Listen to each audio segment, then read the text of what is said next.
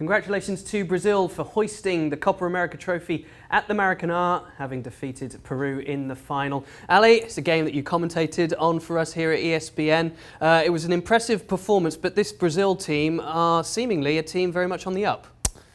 They are, but I think there is a transition that they made even within the tournament, because going into the competition, the questions were, well, what's going to happen with a team that doesn't have Neymar? The injury happens, well, no Neymar, now we have issues. Where is the creativity going to come from? And even as they started the competition, I think there was anxiety from Brazilian fans, even perhaps the players as well, in not knowing exactly what they were going to get out of this group.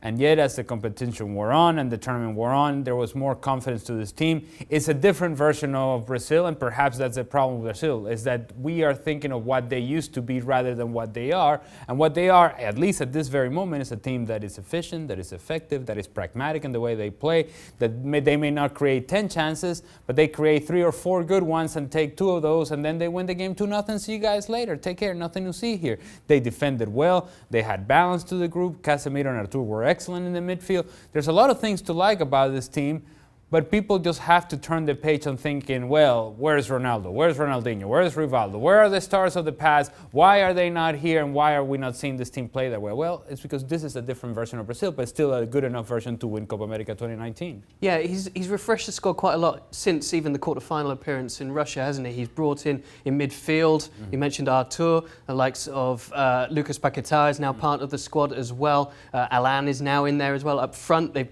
got younger, Everton, Richarlison, David Neres. At the back, are they struggling a little bit in terms of identifying where they move forward to keep that solidity? We think that the name Eder Militao may be one that steps into a position there, but there's a point to be made that when Dani Alves is, whether you agree with it or not, was decided to be the best player in the tournament, which I really felt like a lifetime achievement award other than anything else, but he's still your right back, and he's 36 years old, and Thiago Silva is getting older. And if you look down the left-hand side, Felipe Luis is getting older, and so Alejandro becomes the option. So there are questions that need to be answered in those positions. But as they project forward and they start World Cup qualifiers, you look at this Brazilian team and they are better than everybody else in South America. There is a plan with Brazil, and whether you like it or not, whether you appreciate it or not, whether you feel it's the way that Brazil should go or not, well, this is how Brazil are going to win games with the team that they have available right now and with the personnel that they have available. And so Tite's job is, okay, these are the players that I have. How do we get the very best out of this group? And how do we get results? And I think he found a lot of answers in this tournament. I think Everton came out of nowhere, because maybe Tite will tell you, well, you know, I always had it in my mind that Everton was going to be this guy. Not so much, because that's a position that Neymar would have occupied. Neymar gone with an injury. Well, you think that Everton was second choice? Well, no, he wasn't, because who stepped into that position? David Neres. He then did a job and wasn't good enough. Everton comes in, scores goals, and then becomes really the most electrifying player in the tournament, the most exciting player for Brazil in the tournament.